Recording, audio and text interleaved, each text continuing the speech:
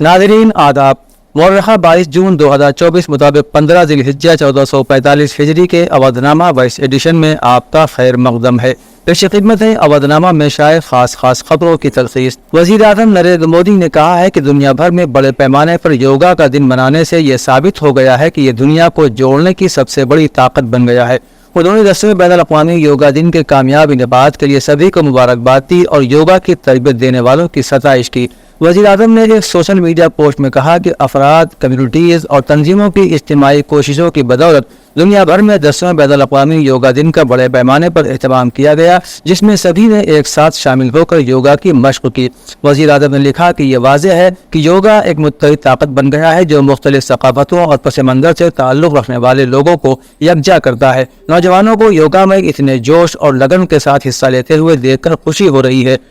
वज़ीर आज़म ने कहा कि मैं योगा को मकबूल बनाने के लिए काम करने वाले तमाम लोगों का शुक्रिया अदा करता हूँ। दिल्ली के वज़ीर आला अरविंद केजरीवाल को एक बड़ा झटका देते हुए दिल्ली हाई कोर्ट ने जुमे को उनकी जमानत की दरख्वास्त पर अपना हुक्म महफूज कर लिया। इसका मतलब ये है कि आम आदमी पार्टी के सरबराह को फिलहाल जेल में ही रहना पड़ेगा। दिल्ली हाई कोर्ट ने हतमी फैसला सुनाए जाने तक जमानत के हुक्म पर रोक लगा दी। हाई कोर्ट ने वकील को हिदायत दी है कि वो पीर तक अपने तहरीरी दलाइल दाखिल करें। ये पेशरफ ईडी के मकामी अदालत के फैसले को चैलेंज करते हुए हाई कोर्ट से रुजू करने के बाद हुई है। जस्टिस सुधीर कुमार जैन की तासीलाती बेंच ने कहा कि ईडी की इस दरखास्त पर हुक्म सुनाने में 2 से 3 दिन लगेंगे। अदालत ने कहा कि इस दौरान दरखास्त गुजार और मुद्दा पीर तक तहरीरी दलाइल दाखिल करने के लिए आज़ाद होंगे। एसजी एसवी राजू ने कहा कि केजरीवाल की जमानत के हुक्म पर रोक लगा दी गई है। नीट और यूजीसी नेट जैसे अहम दाखिला इम्तिहानात में बेज़ाब्तगियों पर तनाज़ात के दरमियान उत्तर प्रदेश हुकूमत पेपर लीक को रोकने के लिए एक नया कानून लाने का मंसूबा बना रही है।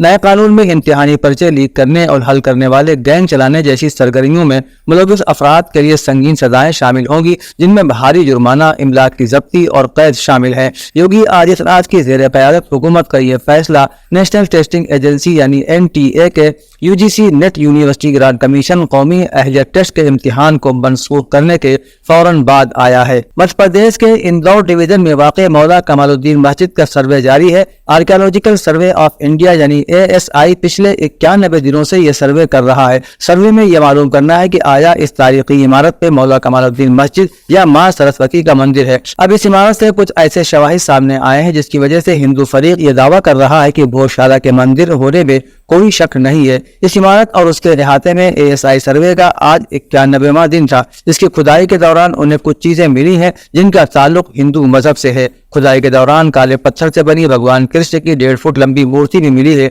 इसके अलावा हिंदू मजहब से मुताल्लिक 2 पत्थर भी मिले हैं जिस पर सनातन धर्म की कदीम अलामतें निशानजद हैं। कलकत्ता हाई कोर्ट ने जुमे को मगरबी बंगाल की हुकूमत को हिदायत दी है कि वो इस बात को यकीनी बनाए कि रियासत में इंतखाबात के बाद होने वाले तशद्दुद की वजह से बेघर होने वाले अफराद अपने घरों को लौट जाएं।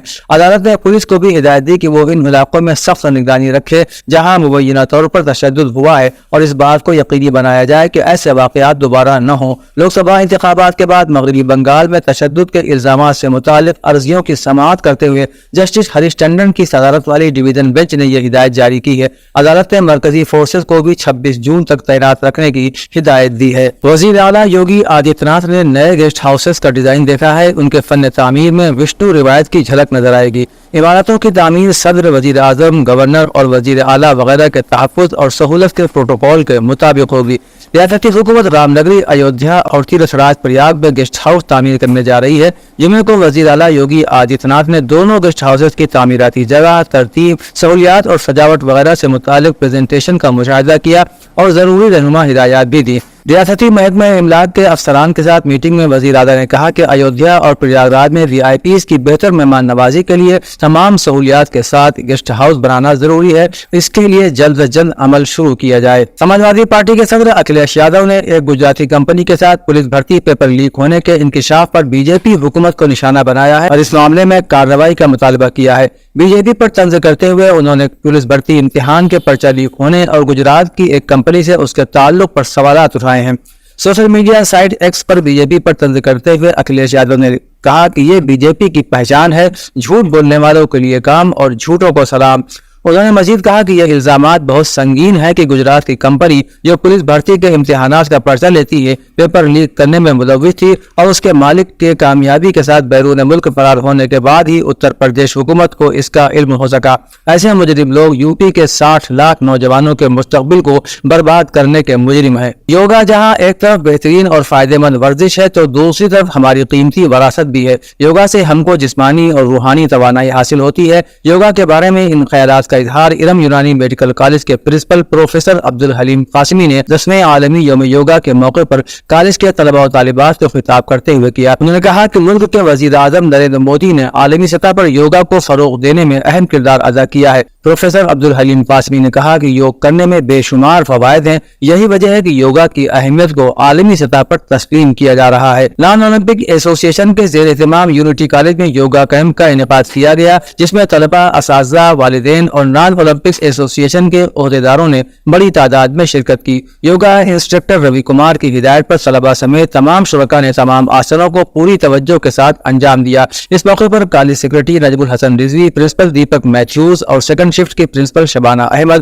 اتر پردیش نان اولمپک ایسوسی ایشن کی سیکرٹری مسٹر اے کے سکسینہ، مسٹر اشوک کمار، للت پرکاش پانڈے، راجیش کمار ورما، راگھویندر مشرا، انل کمار سریواستو، مکیش بہادر، اجے کمار سریواستو، اس حق کے علاوہ دیگر شخصیات بھی موجود تھیں۔ نجم الحسن رضوی نے یوگا کی اہمیت پر روشنی ڈالی اور یوگا کو اپنے روزمرہ کے معمولات میں شامل کرنے پر زور دیا۔ فخر الدین علی احمد میموریل کمیٹی اتر پردیش حکومت کے زیر اہتمام کل شام 5 بجے ہندی سنستھان میں اردو پڑھیں اردو بڑھائیں کے موضوع پر ایک سیمینار کا انعقاد کیا جائے گا۔ اس موقع پر کئی شخصیات کو اعزاز سے بھی نوازا جائے گا۔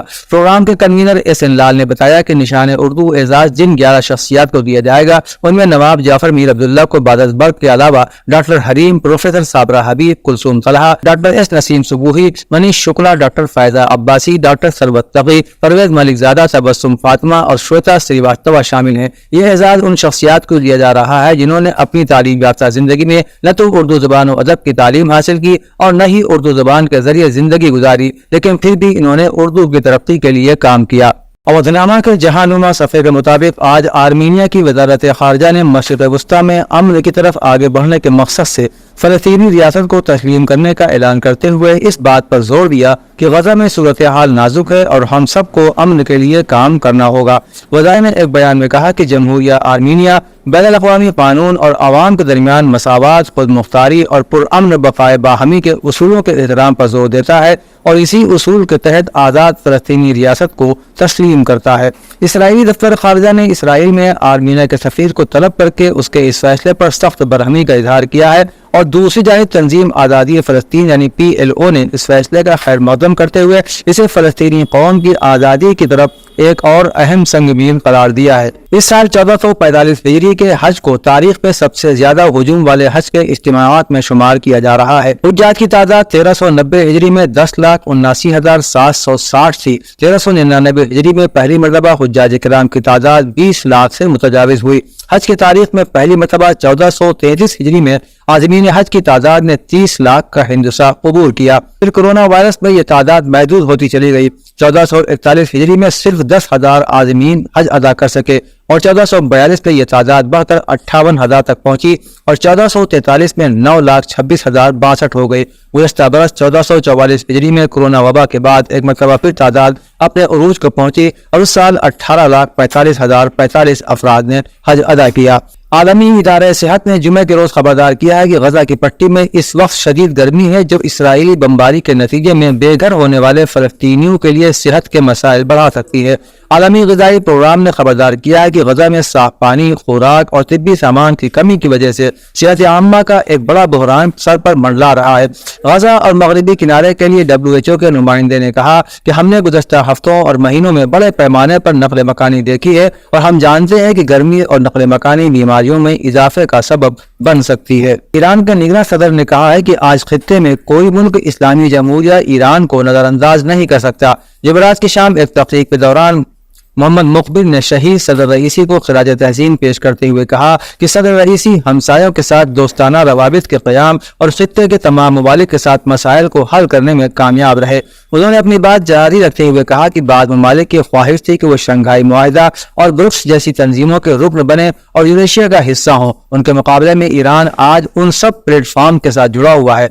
मोहम्मद मुखबिर ने ताकीद की कि आज दुनिया में इस्लामी जमहूरिया ईरान एक ऐसे मकाम पर है जिसने बैनुल-अक़वामी तवाज़ुन को मुकम्मल तौर पर तब्दील कर दिया है और दुनिया में किसी एक शख्स के पास मुल्कों की तकदीर का तयन करने की ताकत या अख्तियार नहीं रहा। चीन की नेशनल डिफेंस यूनिवर्सिटी के एक आला सतही वफ्द ने ईरानी फौज के कमांड एंड हेडक्वार्टर यूनिवर्सिटी की साइंसी, तालीमी और तहकीकाती सलाहियतों के बारे में मजीद इत्तलात हासिल करने के लिए तेहरान का दौरा किया। वाज़ेह है कि ईरान और चीन के दरमियान हालिया बरसों में मुख्तलिफ शोबों में ताल्लुकात फरोग पाए हैं और दोनों ममालिक में मार्च 2021 में 25 साला जामे ताउन की दस्तावेज पर दस्तखत करके तरक्की की इस राह को तेज किया है। अवधनामा में शाये मज़ामीन को मुकम्मल तौर पर पढ़ने के लिए अवधनामा की वेबसाइट www.awadhnama.com पर विजिट करें और ई पेपर पर क्लिक करें।